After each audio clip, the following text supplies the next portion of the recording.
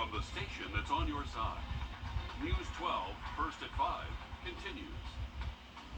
Good evening. We're breaking down where you can and cannot build a tiny home now that Augusta Commission passed that new ordinance. And we are live covering high school football all night long, live at the Thompson-Burke County game. Under the Lights starts now. But first, we need to talk about the rain. Under the Reins. News 12, Under the Lights, powered by Sig Cox. Well, the countdown has finally come to an end. It's Friday night under the lights of the CSRA. And though it's week one, the matchups are already sizzling. Our Nick Veland is out at Thompson where the Burke County Bears are coming to town. Nick, what's brewing in the Brickyard? And as you can tell behind me, the fans are waiting to get into the stadium. The gates should be opening around 5:30, and they're ready for some football. They were out here at 3 o'clock when I arrived today, and the tailgating and the grills were all out in full force. And we're just under 2 hours until kickoff for both sides, and they're ready for this intense rivalry game between Burke County and Thompson. Due to reclassification, these teams had to adapt in order to keep the rivalry alive. Thompson's head coach told me that there is no point in hiding from each other, so might as well get it out of the way week one. This heated rivalry is what Thompson is hoping will bring the fans out in full force to the Brickyard tonight. That's the thing that has been missing pre-COVID and post-COVID. So, all of those things since I've been here, it's been kind of a struggle for our kids. But at the same time, that's why we want to have this game be game one so that we can pack the stadium out, have it so that everyone talk about it. And, tonight at 10:30 around that time, somebody's going to have bragging rights for 365 days. Both teams are still making their way to the stadium, and it's currently raining right now, so we'll see if that is a factor tonight. Yeah, those guys getting suited up. You are too. Thanks, Nick. The Bears lost the Bulldogs last year at the Yard. They have some hunting to do. But how the Bears managed to do that and pull off head coach Eric Parker's 200th win, we'll find out in the Keys of the Game at 6. All right, a lot of excited fans tonight. Tiny homes has been a part of the Augusta Commission's discussion around affordable rinks to those in line can stand. That decision came down late yesterday. Several activist groups, including the NAACP, sued the state over the rule, accusing state leaders of voter suppression. The judge ruled lawmakers were protecting voters from political pressure or intimidation. An Atlanta Braves pitcher arrested and charged with DUI. Norcross police arresting outfielder and designated hitter Marcell Ozuna. The 31-year-old booked into the Gwinnett County Jail just after 4:30 this morning. In a statement, the Atlanta Braves say they're aware of the arrest and take the situation very seriously. A family traveled from Pennsylvania to the beaches of Myrtle Beach for a fun vacation, but on the first day, one of them got bitten by a shark. Camille Gale spoke with the Seitz family about what happened to them. I'll sit on the sand, but I ain't going in the water. Before today, 8-year-old Brian Seitz left playing in the sand and taking an occasional dip in the ocean. The Seitz family has been planning their vacation to Myrtle Beach for over a year now. I just felt something, I guess, bite me, and I looked down, and there was a shark on my arm, and I was only in wastewater, and I kept pushing at it to get it off of my arm, and then it did, and it was just afternoon on their first full day of vacation when their trip would take a shocking turn. I couldn't even see the shark coming up, but all I saw was the shark jumped up, and it didn't even bite all the way. I saw the movement of its tail going to the side, and then right there she went she screamed a little bit, but as soon as she touched it, it just fell into the water. The 8-year-old was only 10 feet away from his grandmother when he watched her get bitten by a shark. Seitz was taken to a local hospital where she underwent surgery and received hundreds of stitches.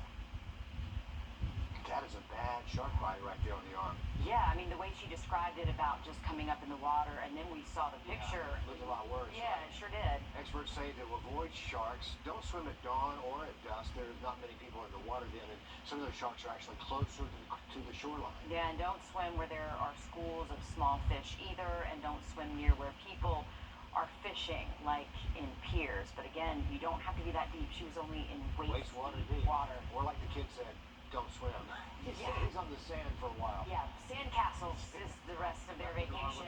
Yep. All right, heads up, drivers. There are going to be some lane closures next week as crews work on a widening project.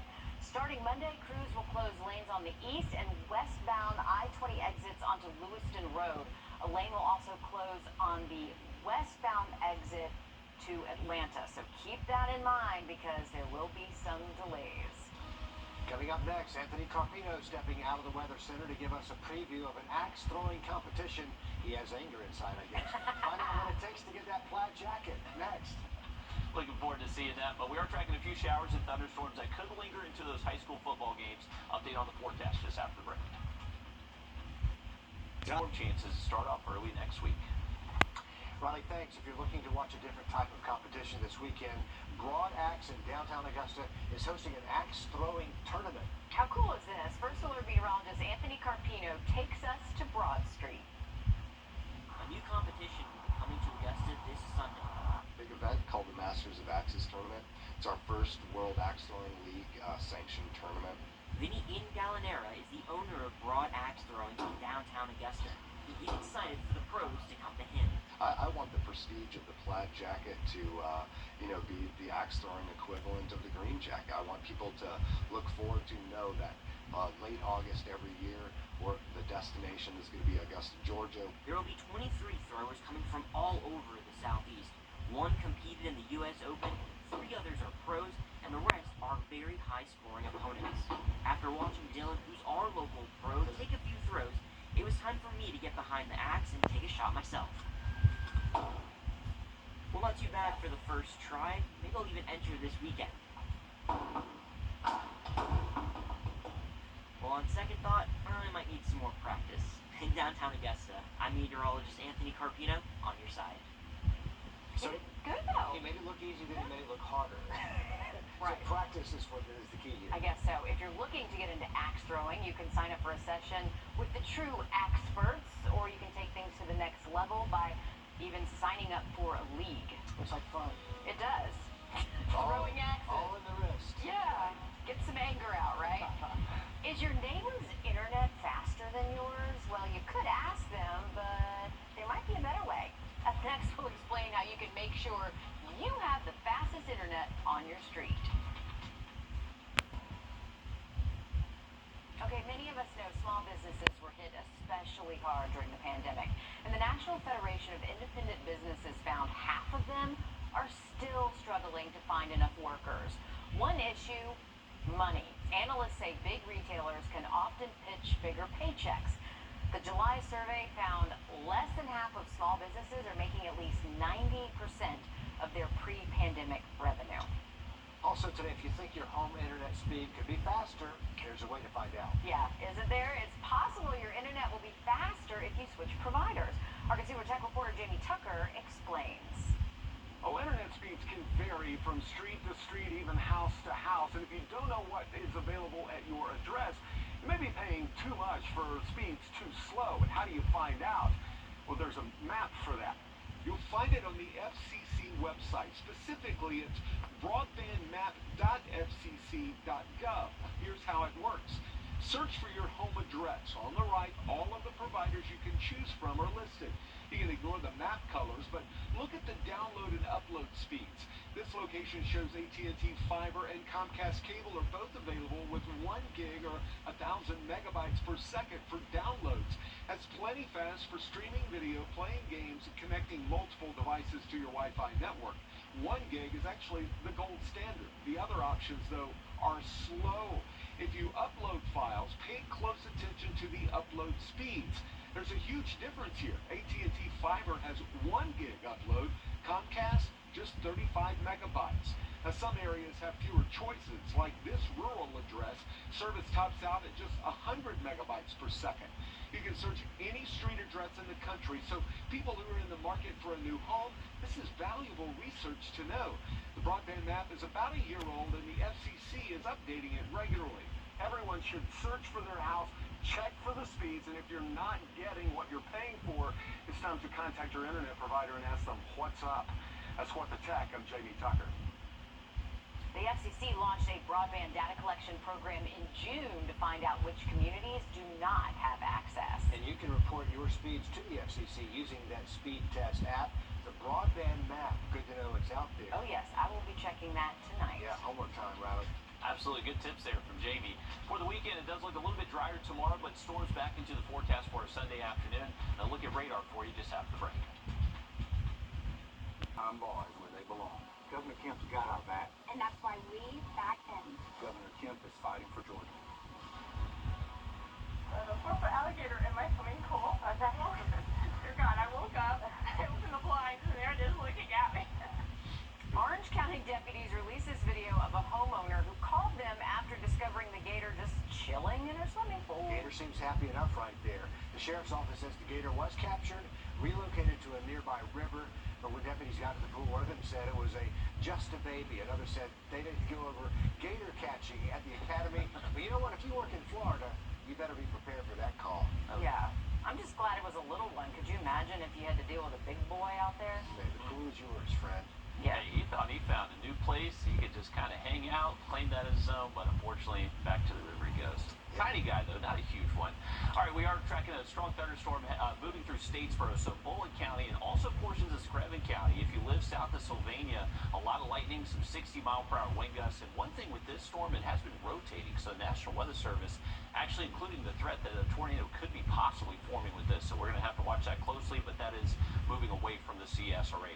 Here at Augusta and Aiken, we're tracking some light rain. Just had a phone call, someone asking if she can drive on the roadways between Aiken and Augusta. Not looking too bad. We're not really tracking heavy rain, just some light stuff at the moment. So if you are going to be out and about and around town along this I-20 corridor, just looking like light rain the next couple of hours.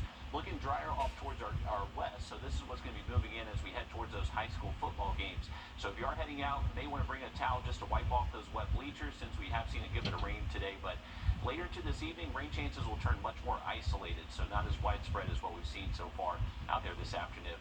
Now for the weekend forecast, it is looking a little bit drier heading into our Saturday. We're going to keep the opportunity maybe for a stray shower for someone Saturday afternoon, but a lot of us should stay dry. Temperatures are going to be warmer in the upper 80s both days this weekend. Then the next week, those temperatures drop again, mid-80s, most highs next week. Riley, thanks a lot. It is all about high school football tonight. We're going to check in with Nick Veland at the Thompson-Burke County game, and Will Rio and Evans, North Augusta, all ahead on News 12 at 6 o'clock.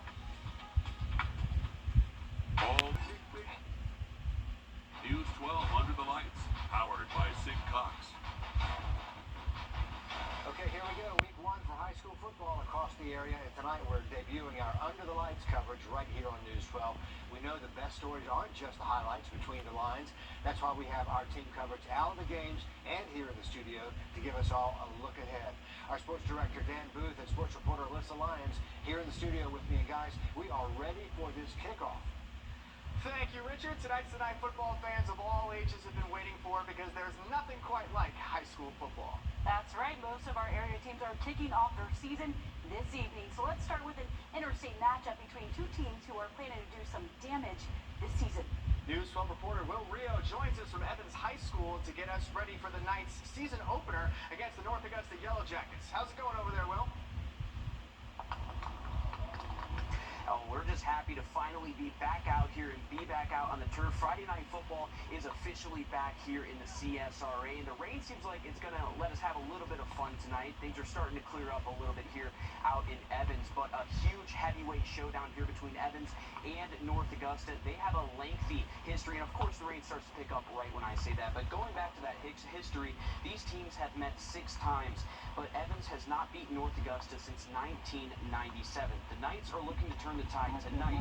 Head coach Eric Davis says the keys to winning this game is limiting big plays in the secondary and, more importantly, finishing drives with points. They have a new quarterback replacing 4-year starter Hayden Jackson. For North Augusta, first-year head coach Matt Quinn is looking to get this program back on track.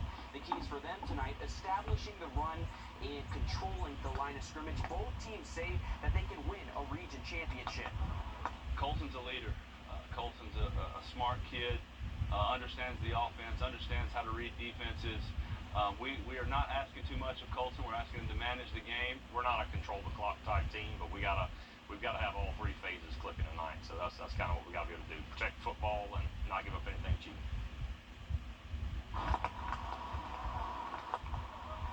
Both coaches say this non-region matchup is going to be a massive indicator of what these teams are going to look like as they start to push into region play later in the season.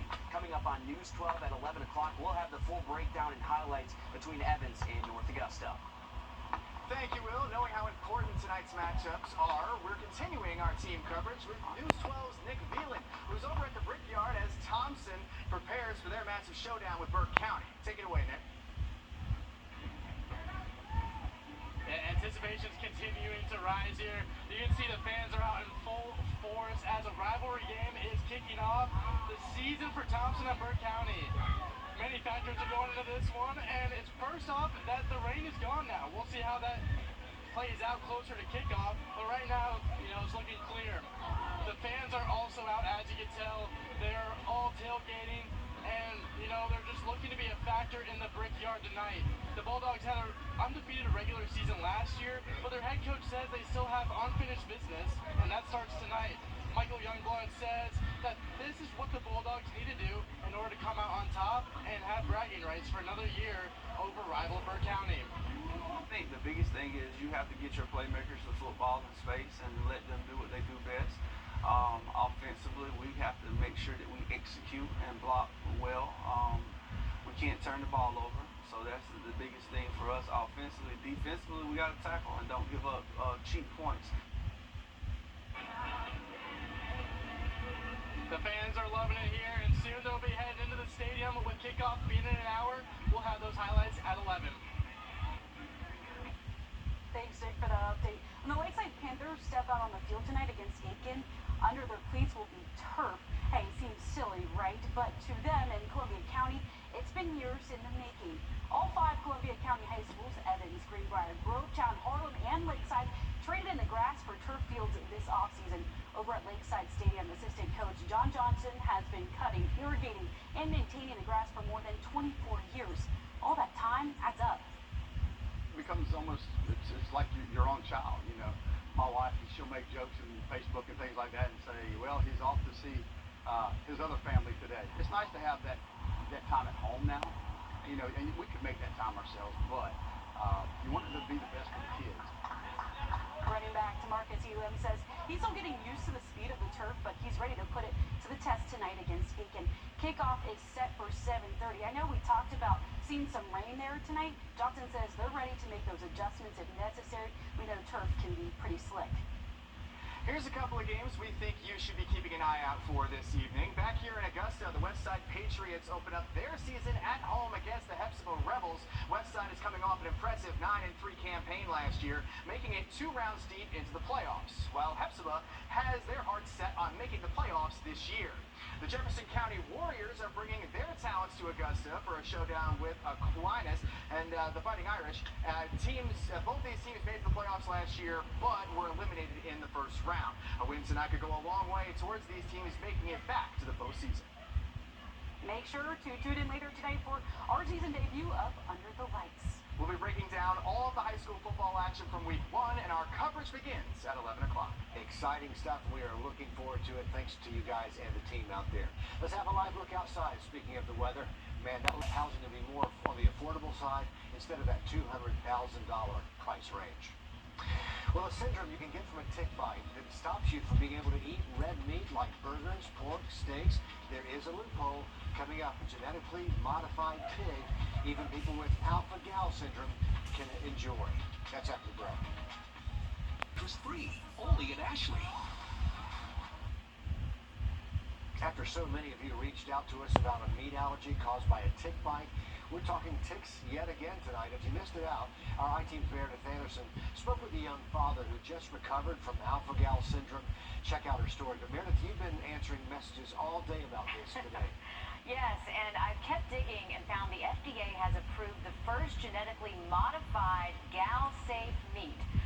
More on that in a minute, but back to that tick bite. The story hadn't even aired yet, and dozens of you were telling me you had it, or someone in your family did, and it took months or even years to figure it out. Well, that's why Donald Tolson wanted to share his story. The Lone Star tick that gives you alpha uptick in our area. The syndrome makes you dangerously allergic to red meat, pork, venison, anything with a hoof. After 4 years, Donald is cured, but he had to stay away from meat to eventually test negative. That's not easy, especially with cross-contamination, so that's where the Gal-Safe pig comes in. In December of 2020, the FDA approved a genetic modification in pigs that eliminates detectable amounts of alpha-gal. The company, Wrdw, has been using these pigs for food and medicine and should have meat available to buy in the coming year or so. I have reached out to the company for more information, but I haven't heard back yet. Dr. Donnie Dunnigan, a local allergist, estimates that 1 or 2 out of every 100 of us here locally have alpha-gal, so this could be a game changer for a lot of people. I'll keep you posted. Please do. More common than we really realized. Be sure to go back and watch Meredith's full story from yesterday. New today, for the second time in a week, the Glasscock County Sheriff's Office says a school had to take extra safety measures over a social media post from one of its students.